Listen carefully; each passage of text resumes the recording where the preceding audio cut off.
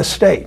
The Wall Street Journal reported this week that Bill Clinton, the former president, used his nonprofit Clinton Global Initiative to steer a $2 million commitment of private funds to a for-profit green energy company partially owned by friends of the Clintons. According to the Journal, details about the investment were initially removed from the CGI website a few months later, partly, quote, to avoid calling attention to Mr. Clinton's friendship with one of his friends, Julie Tauber McMahon, who owns a 29% stake in the company.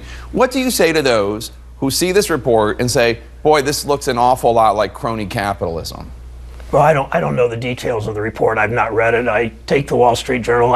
I'm married to a journalist, as you know, Jake, and I understand the difference between reporters at the Wall Street Journal, who are some of the best in the land, and their editors. And I think that you're going to see coming out of the Wall Street Journal a crescendo of attacks on Clinton in ways that are generally unfair. I don't know enough about this report. I do know, though, that the Wall Street Journal probably won't be writing much about the good things the Clinton Global Initiative has done to combat international poverty. And I've worked on a lot of those issues. I've not really worked with the Global Initiative, but I've worked with people like Jim Yong Kim at the World Bank and others in combating international tuberculosis and other issues. I welcome the work that the Clinton Global Initiative has done with groups and individuals like Bono and all that's happened around the world. And so I think that if that's going to be the Republican attack on Hillary, it's not going to work. Well, there are going to be a lot of them, I bet, but let's move on.